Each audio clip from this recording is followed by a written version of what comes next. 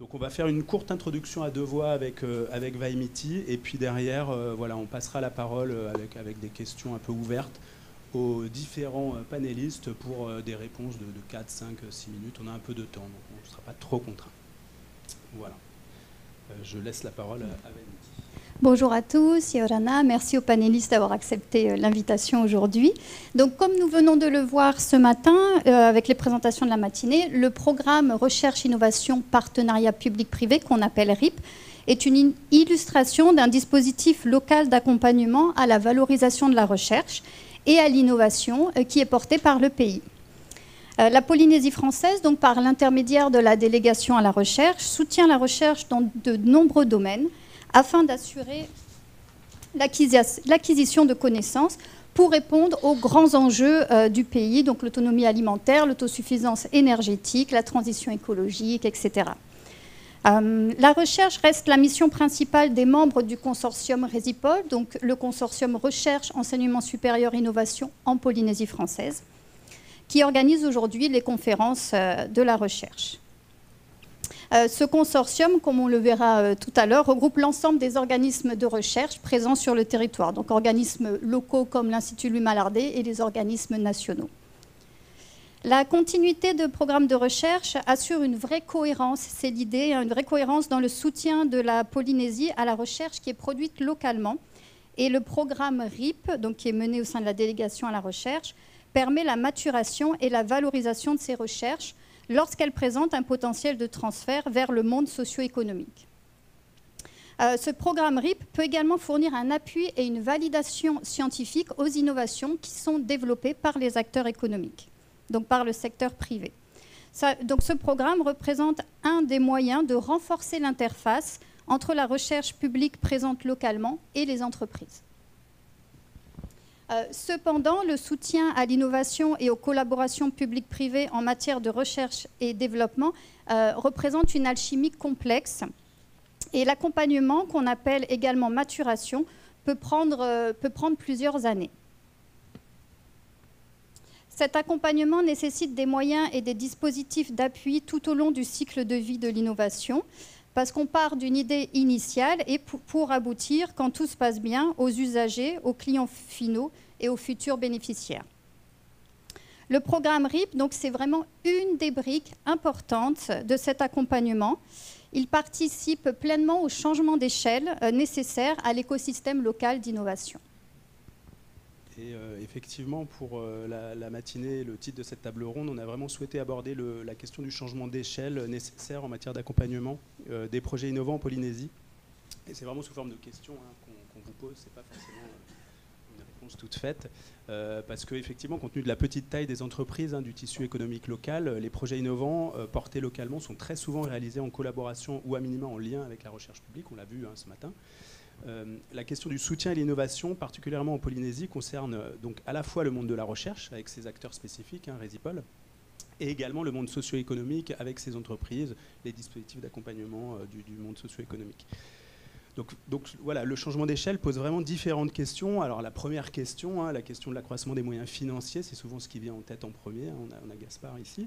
Mais de manière peut-être plus complexe, il y a également la question du changement d'échelle, elle se pose au niveau de la montée en expertise locale des structures en charge de l'accompagnement des projets, à la fois du côté de la recherche et également du côté des entreprises. Il pose également la question de la montée en compétences des porteurs de projets innovants eux-mêmes, qu'ils soient chercheurs ou chefs d'entreprise. Et enfin, c'est également une question d'organisation et de renforcement de la coordination des acteurs de l'écosystème local d'innovation. Voilà, c'est quelque chose qui se travaille sur le long terme.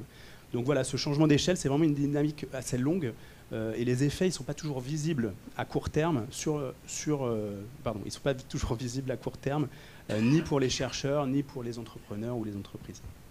Donc l'interrogation du titre de cette table ronde, elle vise vraiment à permettre aux différents panélistes de nous faire part de votre retour d'expérience, à la fois en matière de valorisation de la recherche et des collaborations publiques-privées pour les représentants du monde académique, à la fois un retour d'expérience sur les conduites de projets innovants quand on est chef d'entreprise, et puis également le retour d'expérience en matière de soutien à l'accompagnement et à l'innovation pour les représentants des structures de financement local présentes aujourd'hui, en l'occurrence la SOFIDEP.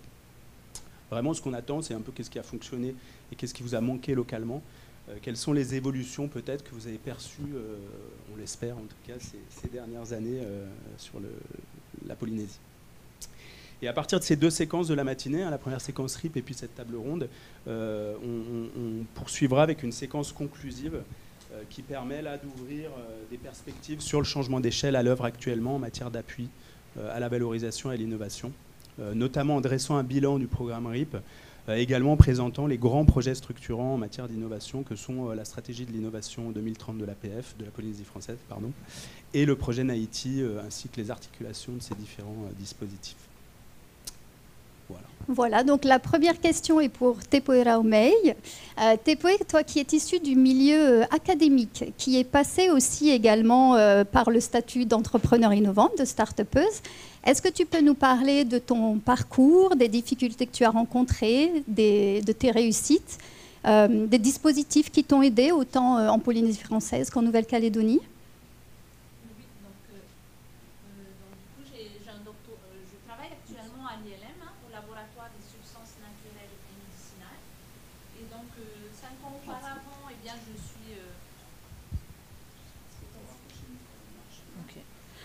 Donc, du coup, j'ai un doctorat en chimie des substances naturelles. Donc, il y a 10 ans, j'ai voulu m'orienter vers cette filière-là parce que je voulais, en ce temps-là, j'avais pour ambition de contribuer au développement des plantes médicinales de la Polynésie française. Donc, c'est pour ça que je me suis orientée dans ce domaine-là. Et donc, du coup, il y a 5 ans, donc après mon premier post-doctorat, j'ai été amenée à déménager en Nouvelle-Calédonie pour des raisons personnelles. Et en Nouvelle-Calédonie, j'ai eu beaucoup de difficultés à trouver du travail. Et donc, du coup, pour pouvoir trouver du travail, je me suis dit, pourquoi pas créer moi-même mon travail, donc à travers l'entrepreneuriat. Et c'est vrai qu'à ce moment-là, en tout cas en Nouvelle-Calédonie, il y avait vraiment une bonne dynamique de création d'entreprises. Donc, je me suis dit, je vais imaginer un projet autour du coco, parce qu'il n'y a pas du tout d'huile de coco calédonienne. Donc, je me suis dit, pourquoi pas s'orienter vers le coco. Il y avait plein de cocoteries. Pourquoi pas m'orienter vers un projet sur le coco et essayer d'innover autour du coco. Donc, grâce à mon expérience en tant que chercheuse, j'ai essayé de monter un projet, un procédé d'extraction de protéines, d'huile d'abord et ensuite de protéines. Et j'ai postulé donc à l'incubateur calédonien et mon projet a été retenu parce qu'il était innovant. Et donc du coup, l'incubateur m'a accompagnée parce qu'en fait, je me suis rendu compte que certes, j'étais chercheuse, je savais imaginer un procédé, je savais mettre au point les procédés, mais au niveau gestion d'entreprise, je ne savais rien faire. Il me manquait beaucoup de compétences. Je ne savais pas comment faire un tableau financier, comment vendre mon produit. Donc, tout ça, c'est un gros manque. Et donc, du coup, je me suis rapprochée de l'incubateur justement pour qu'il m'aide à consolider ces compétences en fait, qui me manquaient. Je me suis également rapprochée de l'ADI, qui est l'Association pour le droit à l'initiative économique, qui proposait également des formations en gestion d'entreprise gratuites. Et donc, j'ai intégré ces deux structures pour pouvoir gagner en compétences pour ma partie gestion d'entreprise. Donc, voilà. Donc, du coup, je suis revenue à Tahiti. Donc, du coup, mon projet autour des huiles, de la valorisation du coco en Nouvelle-Calédonie, je l'ai transféré à un collègue qui était incubé également, qui avait déjà créé son entreprise. Donc, je me suis dit, pourquoi pas lui donner le projet pour qu'il développe ça en Nouvelle-Calédonie. Au moins, je n'avais pas perdu mon temps à étoffer ce projet. Donc, du coup, mon expérience en Nouvelle-Calédonie m'a permis aussi de me faire connaître auprès des acteurs locaux calédoniens dans le domaine des substances naturelles. Et ce qui est intéressant là-bas, c'est qu'ils ont créé une entreprise, une association, une sorte de cluster de tous les entreprises qui travaillent autour de la valorisation des végétaux. Et donc, du coup, ce cluster-là m'a permis d'avoir une vision, en tout cas, de la filière substances naturelles en Nouvelle-Calédonie et m'a permis aussi d'avoir un modèle de ce qu'on pourrait créer ici, en tout cas dans mon domaine, dans la valorisation des substances naturelles. Et donc, actuellement, à l'ILM, on a 3 projets RIP4, un projet sur la valorisation de l'hibiscus, un autre projet sur la valorisation des holoturies, des roris. Donc ce projet, je le porte. Et un dernier projet sur les terpènes issus de plantes. Et donc, du coup, mon expérience dans l'entrepreneuriat me permet d'encadrer un peu ces projets, de les orienter un peu vers ce qui pourrait, ce qui pourrait être mieux pour l'entrepreneur. Parce que c'est vrai qu'en tant que chercheur, on est vraiment coupé du monde économique, sauf que je pense qu'il y a des choses, par exemple la réglementation, c'est quelque chose qui est vraiment importante pour sortir un produit. Et c'est vrai qu'en tant que chercheur, on oublie souvent tout ce qui est réglementation, tout ce qui est tendance sur le marché. On va vers ce qui est innovant, mais pas ce qui est faisable en industrie. Donc cette expérience-là m'a permis de me rattacher un peu à la réalité du marché, les tendances, qu'il fallait faire attention aux réglementations, aux tendances du marché et aux coûts aussi des projets qui ont pour objectif de mener un produit vendable, quoi. D'accord, merci. Et pour finir, est-ce que tu peux nous dire en quelques mots en quoi consiste le projet donc sur les rorilles que tu portes actuellement avec ton partenaire privé? Du coup, le projet, donc on l'appelait Colex. C'est un projet de valorisation des holoturies d'une société, Tahiti Marine Biotech. Donc Tahiti Marine Biotech est une société qui maîtrise l'élevage d'une espèce d'holoturie. Et donc l'ILM va venir les aider à mettre au point des procédés d'extraction du collagène. Donc on s'est focalisé sur le collagène parce que le rendement d'extraction est très élevé. Donc pour un industriel, pour moi, vaut mieux aller sur des molécules qui ont un rendement d'extraction très élevé plutôt que de partir sur des molécules rares mais avec des rendements d'extraction très faibles.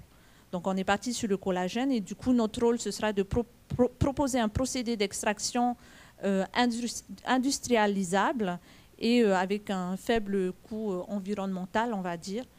Et donc voilà. Okay. Donc on peut vous donner rendez-vous aux prochaines conférences de la recherche pour les résultats? Oui, voilà, on a commencé mi-janvier, réellement le projet mi-janvier.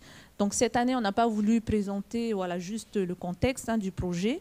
On reviendra l'année prochaine où on présentera les premiers résultats. Mais en tout cas, ce qu'on peut retenir de cette collaboration, c'est que la mise en place d'une convention de recherche a été très difficile, surtout par rapport à la propriété intellectuelle. Comment partager cette propriété intellectuelle? Parce que le partenaire privé, au début des discussions, ne se rendait pas compte qu'ils ne pouvaient pas garder toute la propriété intellectuelle. Et donc, du coup, on a dû leur expliquer qu'il fallait partager cette propriété intellectuelle parce que l'ILM mettait à disposition ses laboratoires. Moi, je travaillais pour eux. Donc, du coup, voilà. En tout cas, ça a été la première difficulté qu'on a rencontrée avec le partenaire privé. Et je pense que c'est vraiment quelque chose qu'il faut avoir en tête avant de se lancer dans ce genre de projet. Et au bout de 6 mois, on a réussi à signer une convention. Donc là, maintenant, on peut partir sur tout ce qui est technique. Okay. Merci beaucoup, Tepoe, pour ce retour d'expérience. Merci beaucoup.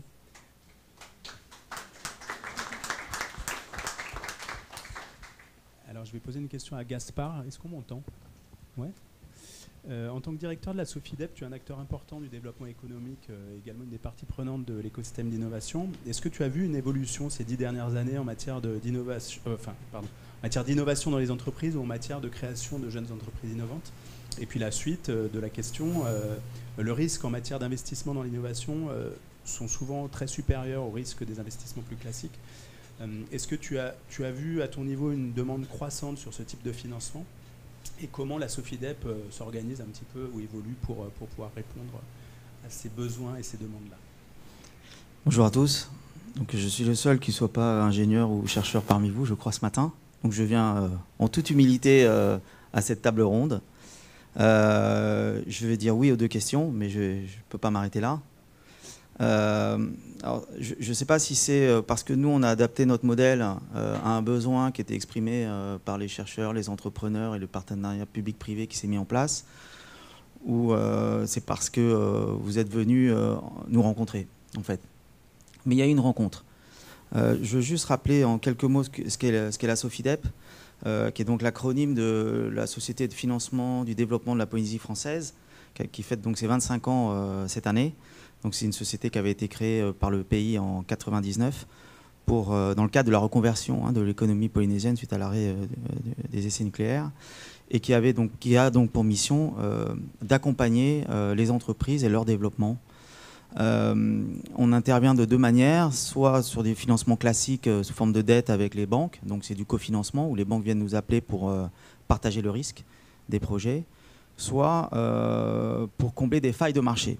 Et c'est ce qui nous intéresse aujourd'hui, c'est-à-dire qu'on va aller sur des segments de marché ou des typologies de projets dans lesquels il n'y a pas de financement classique. Je prends pour exemple soit de la TPE très classique où il y a trop de risques pour les banques et puis c'est trop de temps passé pour elles sans rentabilité. Donc nous, on va être un acteur important du financement des petits projets des TPE. Dans les archipels éloignés également, puisque ce sont des projets qui sont plus risqués, éloignés de la capitale Papeete. On finance tout ce qui est innovation, développement durable, tout ce que les banques finalement ne peuvent pas faire. Alors je l'ai dit, on fait ça sous forme de dette. Mais ces activités-là, tout ce qui concerne l'innovation, on le fait sous forme de capital investissement. C'est-à-dire qu'on est amené à rentrer au capital directement, prendre des participations au capital des entreprises. Ce ne sont pas des projets qui sont finançables classiquement, puisque vous êtes encore dans une étape de recherche, de rentabilité, d'exploitation, donc il n'y a pas de chiffre d'affaires. Donc, voilà, donc ça implique pour nous, qui sommes des investisseurs, de disposer du sacro-saint business plan, donc de nous démontrer que en fait quand on est passé de la recherche à l'application de brevets par exemple, il y a une rentabilité du projet, donc ça veut dire qu'il y a un marché, il y a une demande et à nous de vous challenger, de challenger le projet pour savoir si à la fin il y a une espérance, je dis bien une espérance de retour sur investissement pour nous, déjà de nous faire rembourser ce qu'on aura investi chez vous. Donc ça c'est le premier métier, c'est notre première priorité, j'allais dire, quand on rencontre nos porteurs de projets. Et puis c'est l'équipe. C'est 50% du projet pour nous lorsqu'on analyse un dossier. Alors vous êtes, et tu l'as très bien dit, Tepoe, sur ton projet en expliquant que tu as eu besoin de prendre des cours de gestion, etc. Mais vous ne pouvez pas tout faire. Donc nous, on est extrêmement attentif à la qualité de l'équipe projet qui est montée dans le cadre de la demande et d'investissement de notre part, sachant que vous n'êtes pas des financiers, vous n'êtes pas des marketeurs, vous n'êtes pas des commerciaux, non, vous êtes des experts dans votre domaine, mais vous n'allez pas tout faire. Et nous, on ne peut pas miser que sur un seul homme, un professeur tournesol ou un géo trouve-tout. Faut qu'il ait les gens qui l'accompagnent à côté de lui, donc l'équipe, pour nous, est très importante. Alors ça c'est des paroles, mais c'est aussi des actes, et c'est aussi des dossiers qu'on finance à la Sofidep. Alors il y en a qui sont là parmi vous, je suis heureux de les voir. Tepoe, tu viens de parler de Tahiti Marine Biotech, donc nous on a financé le tout début de ce projet, qui est donc Tahiti Marine Product, ceux qui ont fait l'élevage des rori, donc parce qu'ils étaient en partenariat avec Vaya et je ne sais pas si Ifremer, donc j'ai pu voir il n'y a pas très longtemps in situ. Voilà, donc Tahiti Marine Product, on l'accompagne au début. Là, on est sur une vraie levée de fonds avec lui pour l'accompagner dans Tahiti Marine Biotech et Tahiti Marine, enfin, toutes les filiales qu'il est en train d'organiser pour la distribution derrière à Singapour, etc. C'est un projet assez vaste. Donc là, on est en train de challenger le business plan et on est déjà au moins 3 à 4 mois d'échanges avec lui, avec eux. Il y a un DAF, enfin il y a toute une équipe derrière. On est évidemment très attentif aux résultats de ce que peut faire l'ILM sur ce sujet, parce que si on trouve rien, on gagnera jamais eux ils gagneront jamais notre vie et nous, on dira qu'on aura essayé, mais le but c'est quand même de réussir. Je veux parler du projet de David. Alors c'est pas fini, David, hein. Mais aujourd'hui, David, il a entre les mains une offre de la Sofidep pour son projet de SWAC à Iraro. Donc, on est potentiellement investisseur et au capital d'Iraro.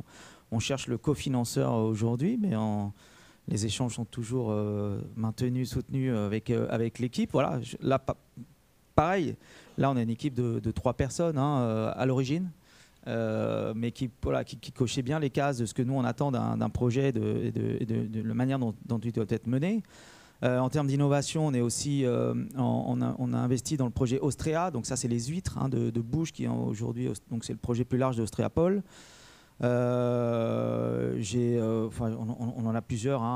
Après, quand nous on parle d'innovation, on ne parle pas forcément d'innovation de rupture, hein, pas quelque chose qui vient, qui serait créé ici, même si on aimerait, hein, quelque chose qui soit inventé ex nihilo, mais par exemple là, simplement quelque chose de novateur. Donc je prends Hello Scoot par exemple, qui était le premier arrivé avec des scooters électriques rechargeables à l'énergie solaire. Voilà, dès le début, on est rentré au capital de la société. On peut aussi rentrer dans des boîtes comme AWA, qui est donc la régénération des forêts. On n'attend pas forcément une rémunération et un retour sur investissement très important, mais ça fait partie vraiment des sujets qui nous intéressent, parce qu'on a cette casquette aussi un peu parapublique, hein, par notre capital. Hein. La Sofidep appartient à 85% au pays. Donc on a une vision, je dirais, orientée presque des projets, pas une vision certes d'investisseur, mais qu'est-ce qu'on peut faire pour la collectivité, comment la collectivité peut avoir un retour sur investissement de ce que nous on va faire. Alors, ça ne veut pas dire non plus qu'on va tout financer, hélas, c'est pas de la subvention, et faut bien comprendre que quand on rentre au capital d'une société, on met en place plein de jalons. D'abord le challenge du business plan, et on peut tout à fait vous dire, nous on n'y croit pas. Alors, ça ne veut pas dire que ce soit mauvais, mais bon, nous on a besoin aussi d'une conviction.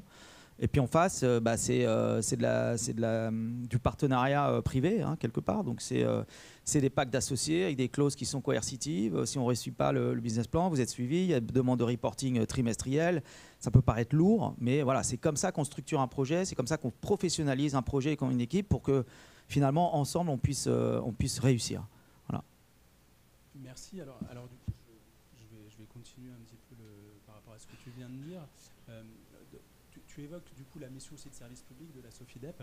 Est-ce que tu dirais que ça modifie un petit peu l'évaluation des projets que tu accompagnes, à la fois en matière d'objet de finalité, c'est-à-dire l'aspect transition, ou l'objet à finalité aussi sociale, sociétale, environnementale, et puis également justement le fait d'être...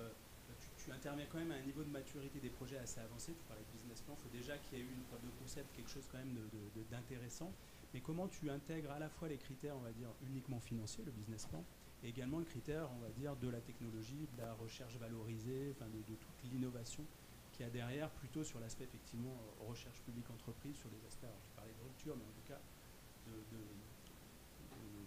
procédés qui ont un contenu un petit peu avancé, soit technologiquement, scientifiquement. Alors le business plan, il ne se résume pas à une feuille d'Excel calcul financier. Hein. Le business plan, c'est tout le projet. Quand je dis on analyse le business plan, on regarde effectivement s'il y a des brevets, s'il y a une propriété intellectuelle sur le projet, voilà, s'il y a la technicité, la connaissance, on ne l'a pas. Donc ça veut dire que parfois on fait aussi appel à des experts extérieurs où on va diligenter une étude pour savoir si ce qu'on nous raconte, c'est vrai ou pas. Déjà, on a même, je dirais, presque l'obligation de le faire. Donc, sur notre casquette Sofidep, bien entendu qu'on a un regard différent sur les projets, bien entendu.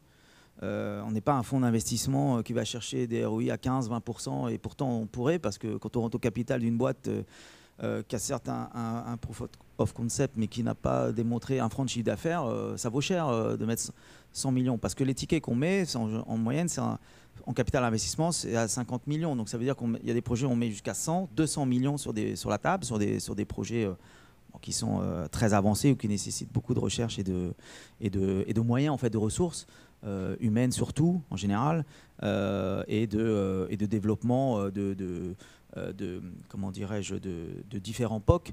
Il y a un projet dont je n'ai pas parlé, mais peut-être vous l'avez entendu parce qu'il était dans le projet Nariti, c'est le projet Polyhaute, qui est donc un projet de haubans qui sont réalisés en Dynéma, fibres donc issues de la raffinerie de pétrole.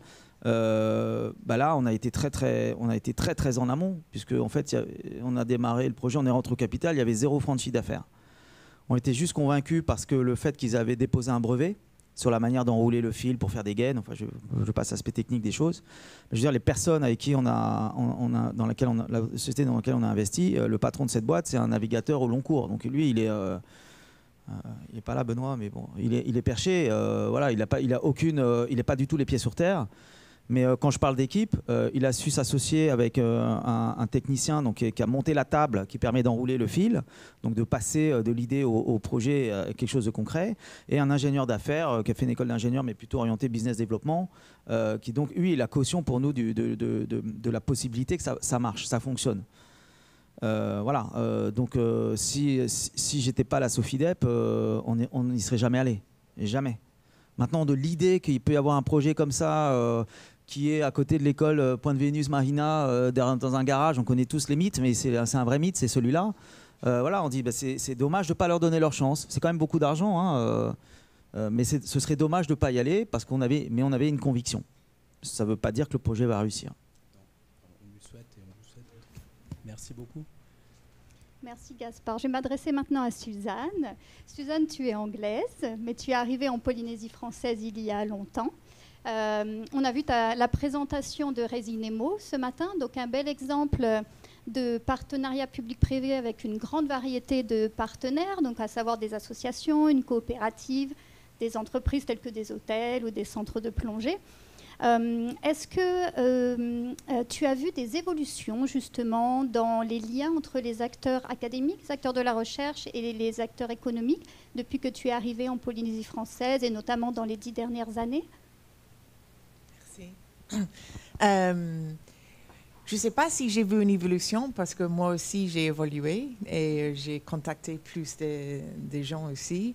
Mais dès qu'il y a 15 ans, j'ai contacté Benoît Le Maréchal et il était toujours partant pour collaborer, m'aider à mettre en place mon élevage. Et il attendait pour cet financement d'œuvrer pour qu'on puisse monter une vraie collaboration. Donc, c'est vraiment important de continuer. Vis-à-vis les hôtels, c'est la même chose. Dès que je lui ai demandé s'ils voulaient collaborer, tous les hôtels à Montréal, ils ont dit oui. Donc, il y a vraiment une souhait de collaborer avec les académiques. Et il faut aussi prendre en compte le rôle que tout le monde a. Parce qu'il y a aussi des services locaux qui travaillent avec des hôtels pour restaurer le milieu. Et donc, c'est bien si les académiques restent dans leur rôle de donner des compétences et n'essaient pas de faire le même rôle que les gens locaux existants. Donc, c'est bien de définir les rôles de chacun. Et oui, aussi, oui, j'ai jamais travaillé avec les associations avant, donc je ne sais pas si c'est évolué, mais c'est toujours une super bonne expérience. À ce point, nous, à CRIOB, on est beaucoup sollicités parce qu'en ce moment, il y a une prolifération des arcantastères en Polynésie et ils nous demandent, les académiques, qu'est-ce qu'il faut faire. Mais notre rôle, ce n'est pas dire de qu'est-ce qu'il faut faire. On passe l'information, ce qu'on peut faire, qu'est-ce que c'est l'impact des arcantastères, mais je pense que ce n'est pas à nous de dire qu'est-ce qu'il faut faire. C'est à la Polynésie. Donc, peut-être ça, c'est une autre... Ça vient dans la solution pour ces changements climatiques et socio-écosystémiques. Donc, il faut avoir une vraie discussion parce que ce n'est pas fini la prolifération et tout le monde nous sollicite à quoi faire. Donc, peut-être ça serait une autre chose à ajouter pour avoir cette discussion. Oui, peut-être qu'il va falloir créer du lien maintenant avec les acteurs institutionnels, un peu plus de liens, justement mettre tout le monde autour de la table, notamment sur des enjeux, des sujets comme celui des acantastères. Voilà. Mais alors concrètement, tu dis que c'est important de maintenir justement que chacun s'occupe de ses missions sans marcher sur les plates-bandes des autres. Concrètement, comment vous faites? Est-ce qu'il y a un accord? Est-ce qu'il y a des réunions régulières? Comment vous faites dans la pratique pour maintenir cette bonne entente entre les partenaires? Oui, mais c'était facile avec les hôtels parce que les hôtels nous ont dit on travaille déjà avec cette association et donc on se réunit tous ensemble pour... donc ça, c'était facile, oui. D'accord. Et dans ce que tu nous dis, donc en fait, au départ, c'est toi qui es allé vers tes partenaires, mais en fait, le CRIOB est également sollicité par des acteurs sociétaux ou des acteurs économiques régulièrement. Oui. Voilà, pour avis.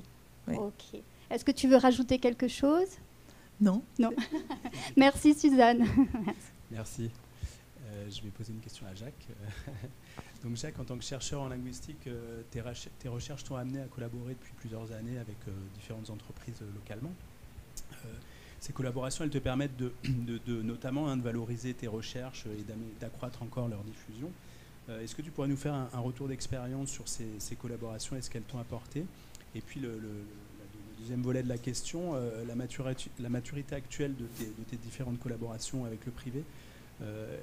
Est-ce que le niveau de maturité actuel nécessite, selon toi, des moyens, une expertise un peu spécifique en matière d'accompagnement, à la fois de ton côté, mais également du côté des entreprises avec qui tu travailles?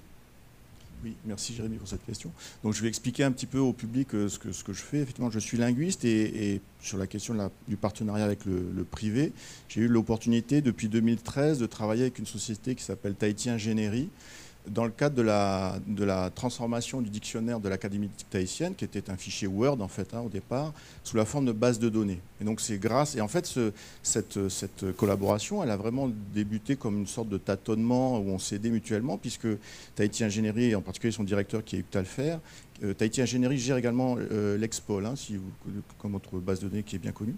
Et Hugues en fait voulait tester dans le cadre de cette première collaboration un nouvel outil de développement de base de données qu'il avait lui-même conçu. Donc il y a bien de l'innovation du côté de l'entreprise privée dans le cadre de ce projet. Et donc on a travaillé de manière un peu informelle sur cette base de données avec évidemment la bénédiction de l'Académie tahitienne qui nous a confié son fichier Word pour créer une base de données qui désormais existe. Elle porte un nom, elle s'appelle Anareo, elle s'est enrichie de plein de fonctionnalités et elle est derrière le dictionnaire en ligne de l'Académie tahitienne qui est fonctionnel depuis 2017. Et donc, effectivement, il y a bien eu innovation du côté informatique pour Hugues Talfer. Du côté linguistique, moi, ça m'a obligé à me concentrer sur des questions de type lexicographique, sur comment on structure un dictionnaire. Et le dictionnaire en ligne, tel que si vous pouvez le consulter, il est enrichi aujourd'hui de plein de fonctionnalités. Ce n'est pas simplement un dictionnaire, il y a aussi des liens vers des bases étymologiques qui sont hébergées au Max Planck Institute. Il y a également des informations taxonomiques. Tout à l'heure, on parlait du cava, et quelqu'un posait la question du nom cava. Vous allez sur le dictionnaire, vous avez le nom du cava, le nom scientifique, et vous avez les photos de la plante, puisque grâce à des botanistes émérites, on a eu l'opportunité d'enrichir la base de données iconographiques. Et donc, on a aujourd'hui un modèle avec cette base de données qui permet en fait à la fois d'apporter de l'information lexicographique sur le tahitien via le dictionnaire en ligne, mais aussi de créer tout un tas de connexions, donc étymologiques, taxinomiques. On a aussi des liens entre les mots qui sont dans le dictionnaire et des bases de données qui sont ici à l'UPF avec des textes. Donc on peut voir les occurrences du mot dans des textes qui sont eux-mêmes archivés dans la bibliothèque scientifique numérique de l'université. Donc là, il y a bien innovation en fait. Et pour aller sur la deuxième question, avec la question du changement d'échelle, oui, il y a bien une question de changement d'échelle et de nécessité d'accompagnement parce qu'on a fait ça jusqu'à présent dans un cadre un peu informel en fait. Et aujourd'hui, il faut contractualiser tout ça. On met un peu la charrue avant les bœufs, ou je ne sais pas comment dire les choses, mais on a fait ça de manière dans une totale confiance entre Tahiti Ingénierie, l'Académie et nous. Mais il se trouve qu'aujourd'hui, il y a des partenaires privés extérieurs qui viennent nous voir qui voudraient accéder au contenu de ces bases de données. Et on ne peut pas leur donner accès au contenu sans avoir d'abord contractualisé notre relation à trois. Et donc il faut passer à cette phase de contractualisation. Et grâce à l'accompagnement de Jérémy et du service de la recherche à l'université, on est en train de faire ce travail. Il y a également un changement d'échelle parce que ce modèle, cette modélisation autour du tahitien, on peut désormais l'appliquer sur d'autres langues polynésiennes. Donc grâce à l'aide de la délégation à la recherche d'une part, mais aussi du Haut Commissariat via les bourses CIFRE, on peut aujourd'hui déployer cet outil et l'utiliser pour valoriser d'autres langues polynésiennes moins décrites, comme le rapa, comme le mangarévien, etc. Donc il y a là deux processus, d'un côté un petit peu juridique en fait, et de l'autre côté en termes de moyens financiers pour accroître la recherche et décliner en fait cet outil qui fonctionne très bien pour le tahitien vers d'autres langues moins décrites en Polynésie française.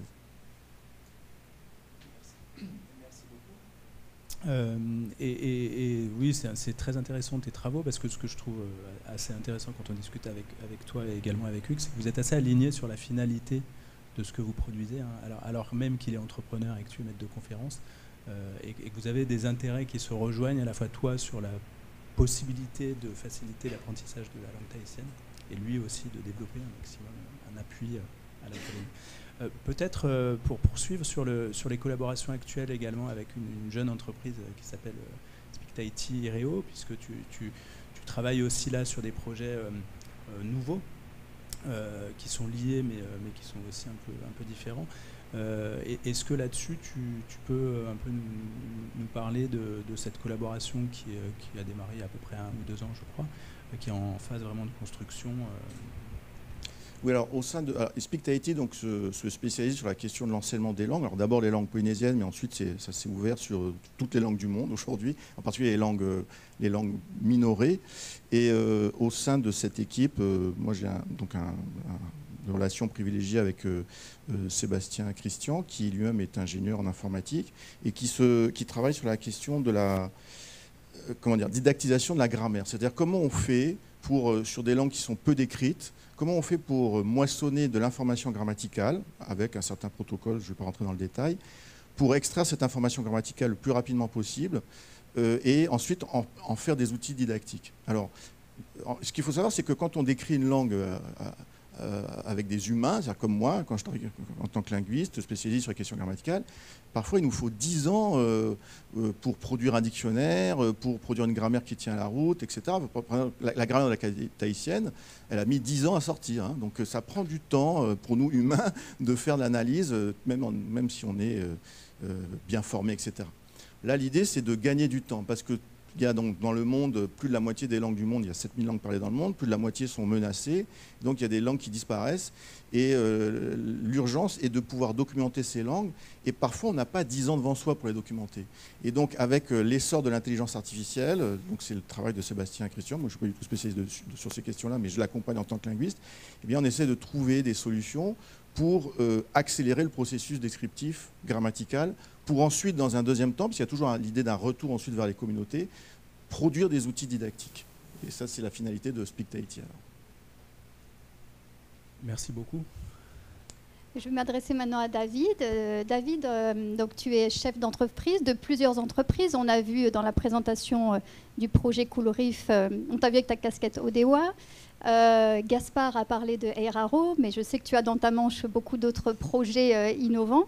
Est-ce que tu peux nous parler des besoins d'accompagnement que tu as rencontrés, des dispositifs qui t'ont aidé, et puis plus largement des besoins que peuvent rencontrer les acteurs de l'innovation en Polynésie française pour nous aider dans la structuration dans notre projet de structuration de l'écosystème de l'innovation, donc de soutien aux porteurs de projets innovants.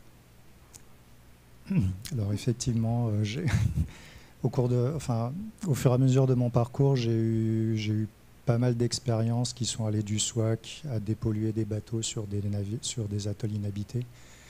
Donc je suis plutôt dans le monde de l'ingénierie, je suis d'un naturel curieux, j'ai une formation parallèle avec un DEA, donc j'ai toujours été assez proche du monde de la recherche. La première chose, c'est que j'ai le sentiment qu'il y a tout un tas de questions qui sont propres au contexte polynésien où les questions ne se trouveront qu'ici. On le voit sur l'énergie, ce qui est applicable ailleurs n'est pas forcément applicable et pertinent dans un atoll. Donc en fait, toute l'innovation, elle va se créer localement avec des personnes qui ont des compétences spécifiques, mais qui ont aussi une bonne compréhension des mécanismes, puisqu'aujourd'hui, développer une solution pour une problématique telle qu'on l'imagine ailleurs et l'appliquer au fin fond des Tuamotu, ça ne fonctionnera pas. Donc ça, c'est la première chose. Du coup, on se retrouve par notre curiosité et notre intérêt pour tout un tas de questions que l'on peut découvrir au fur et à mesure de notre parcours, on se retrouve à réfléchir à tout un tas de sujets. Donc moi, je fonctionne énormément avec des stagiaires, j'accueille énormément de stagiaires que je fais travailler justement sur toutes les problématiques qui aujourd'hui ne représentent pas une valeur ajoutée ou sur des projets qui sont tangibles, mais sur toutes les questions qui nous permettent de nous projeter sur des problématiques autres. Et on arrive sur certains de ces points qui méritent à notre sens d'être développés, on arrive à un écueil qui va être le financement, puisque établir un business plan tel qu'il serait attendu par un investisseur ou par la SOFIDEP nécessite énormément de travail en amont. Et en fait, cette étape-là, on n'est pas toujours en capacité, nous, à pouvoir franchir ces étapes, puisque c'est intégralement sur fonds propres, sur des domaines dont certains sont totalement en défrichage, mais qui, à notre sens, sont porteurs de solutions pour l'avenir. On a un sujet actuellement sur lequel on travaille depuis quasiment 2 ans et demi autour de la question des déchets perlicoles immergés, avec des solutions d'extraction. Donc on est, nous, plutôt dans la recherche opérationnelle, ce qui nous distingue un petit peu de ce qui nous semble être les outils d'appui à la recherche qui sont, de notre lecture, très souvent orientés vers ce que moi je qualifierais plutôt de recherche fondamentale. Mais nos besoins en termes d'innovation et de développement sont plutôt dans de l'ingénierie directe et comment on va développer une machine ou comment on va pouvoir organiser un process. Donc, je n'ai peut-être pas accès à l'intégralité des informations en termes d'appui en financement, mais c'est vrai que cette brique que moi je qualifierais d'amorçage qui nous permet d'arriver à un projet qui est suffisamment mature pour être présenté à des investisseurs comme la Sofidep ou autres et établir des business plans, ouvrir des marchés, cette étape-là, elle est très compliquée pour nous parce qu'on l'a fait que sur fonds propres et malheureusement, ils ne sont pas toujours extensibles. Et aujourd'hui, travailler en ingénierie sur un développement de machines, c'est possible par rapport aux compétences qu'on a actuellement et aux outils qu'on a actuellement. Mais en revanche, passer à la phase de développement pour réaliser un prototypage, pour faire de l'acquisition de matériel, c'est des étapes qui, pour nous, ne sont pas possibles aujourd'hui. Et j'ai un petit peu le sentiment qu'on est à mi-chemin entre un développement abouti et de la recherche fondamentale et qu'aujourd'hui, je ne suis pas certain qu'il y ait des outils de financement pour justement nous aider à franchir cette étape et à présenter des dossiers qui sont solides pour après obtenir des financements et aller à l'étape suivante. Donc, je fais peut-être une erreur, mais j'ai le sentiment qu'en Europe, enfin en métropole, il y a les principes de crédit impôt recherche qui sont plutôt dédiés aux entreprises. Je ne sais pas si c'est une bonne piste, je ne connais pas les critères d'attribution, mais voilà, aujourd'hui, nous, en tant qu'acteurs privés, pour autant, on peut avoir des liens avec le monde de la recherche, et c'est parfois pertinent dans certains cas de figure, mais dans d'autres cas qui sont plutôt dans la recherche opérationnelle et le développement, il nous manque cette brique qui nous aiderait vraiment à pouvoir aller plus vite. Et sur certaines problématiques, il y a urgence. Voilà. Non, c'est très intéressant sur le constat qui est, je pense, partagé de la question d'un dispositif de type crédit d'impôt recherche. Alors tu le disais, la transposition de dispositifs métropolitains en Polynésie, ça nécessite de réfléchir à une adaptation. Mais c'est quelque chose qui est remonté et qui est très vrai. C'est-à-dire que là, ce dont tu parles, c'est un déficit de dispositifs d'appui pour les entreprises qui font de la R&D, dont vous êtes en fait. Et en interne, vous faites vraiment de la recherche et développement sans nécessairement collaborer avec des collaborations, mais finalement, vous avez une activité vraiment propre de R&D. Et ça, c'est, je pense, une question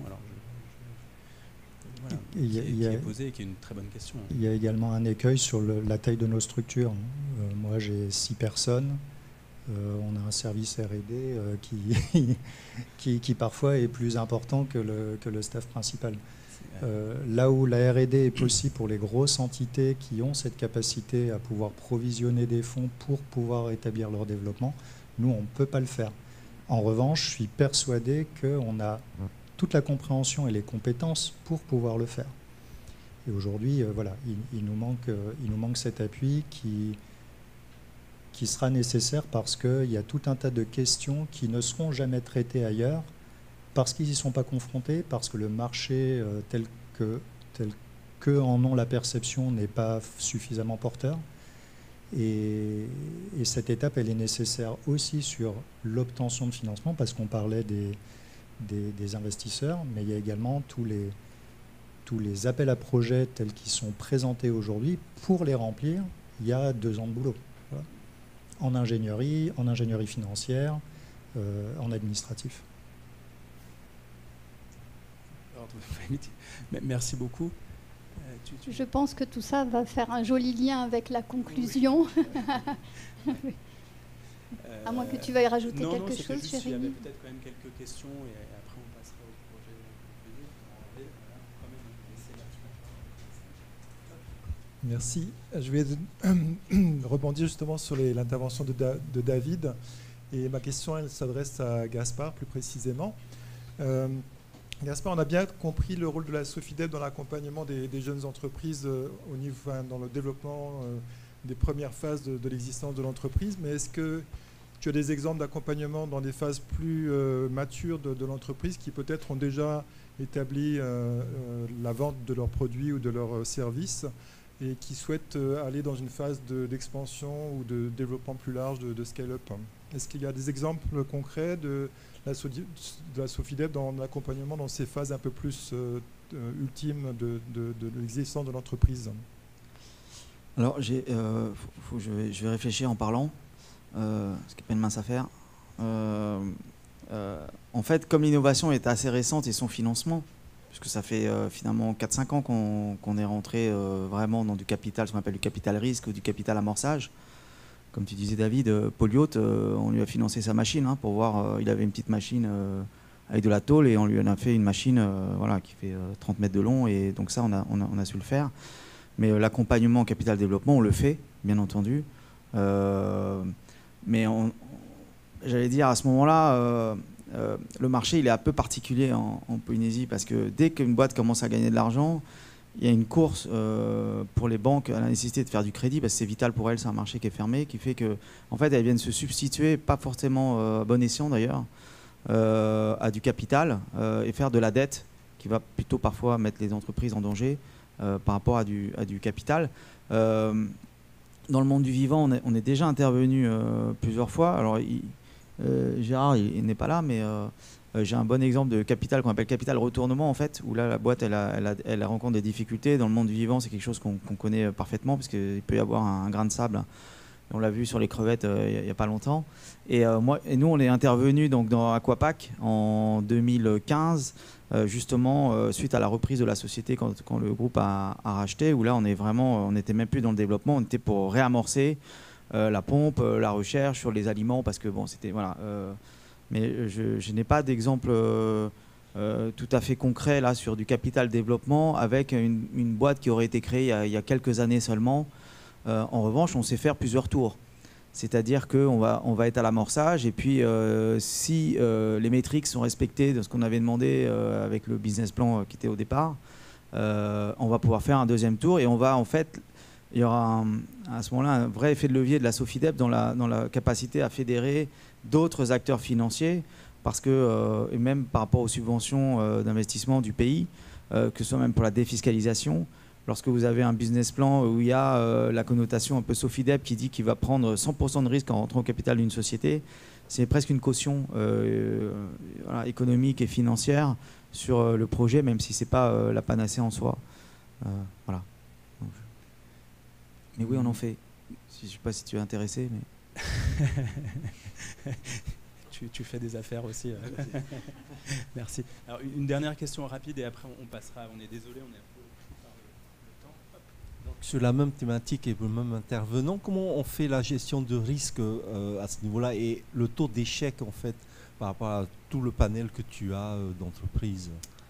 Alors, historiquement, alors je sais que les ministres qui ont la tutelle de la Sofidep, puisque c'est une société économique, quand je leur montre les taux douteux de la Sofidep, ils sont à la fois contents en se disant que c'est bien géré, mais ils ne sont pas contents parce qu'ils se disent qu'on ne prend pas assez de risques.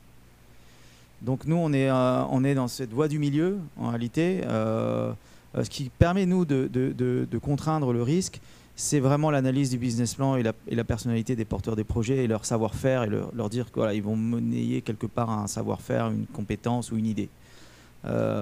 En termes de risque sur le capital investissement, et c'est encore trop tôt pour nous. En capital développement, on en fait depuis 10 ans, donc c'est plutôt des boîtes qui ont à un moment donné un besoin financier important, soit de renouvellement de leur outil de production ou un BFR qui va augmenter parce qu'il y a des nouveaux marchés. Dans ces cas-là, on est les seuls à pouvoir venir parce que c'est des boîtes qui sont très endettées. On a des niveaux d'endettement aujourd'hui des boîtes polynésiennes qui n'existent pas ailleurs parce que le financement des sociétés sont faites par dette, beaucoup plus que par fonds propres. Et même si c'est vrai qu'il faut mettre des fonds propres au début, quand vous regardez les bilans des boîtes aujourd'hui, alors c'est de moins en moins le cas heureusement, mais il y a encore 10 ans, on pouvait avoir 100 000 francs de capital pour 200 millions de bilan, ce qui est une distorsion et qui au moindre pépin au grain de sable dans les rouages pourrait remettre en cause la pérennité de la société. Je peux donner un chiffre, c'est 10% aujourd'hui sur ce qu'on a octroyé depuis le début. Depuis son existence à Sofidep, on a investi 13 milliards de fonds dans des projets polynésiens en 25 ans. Et on doit être à 1,5 milliard de pertes avérées. Hein, donc c'est relativement faible. Mais parce qu'on les gère bien aussi. Parce que ce que je disais tout à l'heure aussi sur le suivi des participations, on est extrêmement présent. Donc on n'est jamais présent dans la gestion de l'entreprise. On ne peut pas être gestionnaire de fait. On ne peut pas intervenir dans la gestion de l'entreprise. En revanche, sur tout ce qui concerne la stratégie, le pilotage de la société, on est vraiment à côté du porteur de projet. J'avais un comité de pilotage hier après-midi. J'en ai un là. Je ne vais pas rester à t'écouter parce que je regrette, mais je vais devoir partir à un comité de pilotage. Je te préviens déjà. Mais voilà, et je sais que cet après-midi, j'ai passé 4 heures avec les porteurs de projets en conseil d'administration pour aborder la fin de l'année 2023, le prévisionnel 2024 et discuter des perspectives. Donc et ça, c'est un investissement qu'il faut prendre en compte, vous, dans l'accompagnement que peut avoir la Sofidep ou n'importe quel investisseur. C'est du temps passé pour lequel on n'est absolument pas rémunéré. Hein. Moi, je n'ai pas de rémunération quand je rentre au capital des entreprises. Je ne suis payé qu'à la sortie. Mais c'est aussi la promesse que nous, on fait, que le capital investissement que nous, on pratique à la Sofidep, c'est véritablement, au-delà de mettre des tickets dans des sociétés, c'est aussi les accompagner et leur offrir, je dirais, ce qu'on peut leur offrir. On n'apprendra jamais à David, et on lui pointera jamais un problème sur un tuyau de son SWAC, j'en serais bien incapable, ou dans la langue de Jacques, je ne sais pas. En revanche, on pourra leur expliquer, en tout cas poser des questions qui feront réfléchir et pour lesquelles on prendra des décisions. La notion de capital investissement, elle s'entend par rapport à l'accompagnement que peut apporter l'investisseur dans le projet. Donc il y a la nécessité qu'à la fin, il y a quelques projets quand même où il y a un retour sur investissement, sinon on ne prête plus.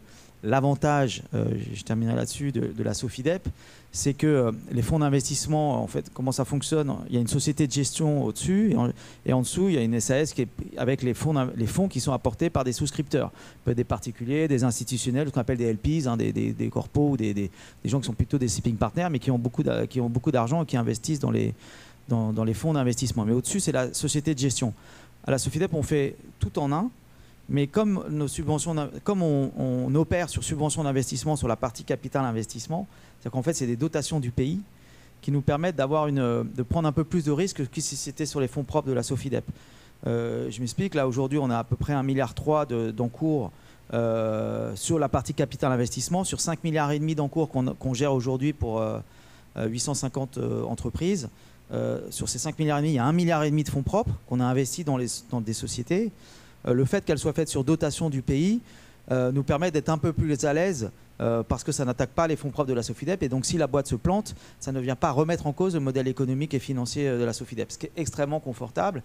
Et ce pourquoi moi aussi, je me bats, chaque année auprès du pays pour aller chercher de la subvention d'investissement pour opérer nos opérations. Et le pays de me dire, avec tout l'argent qu'on t'a donné et que tu as récupéré, tu peux aussi prêter et investir sur cet argent-là. Voilà, c'est un peu l'équation. Mais c'est un modèle vertueux en fait pour la Sofidep que de bénéficier depuis toujours des dotations du pays. Merci beaucoup, c'est une très belle conclusion de cette table ronde. Et on va passer du coup à la conclusion. On peut remercier tous les participants. Merci beaucoup.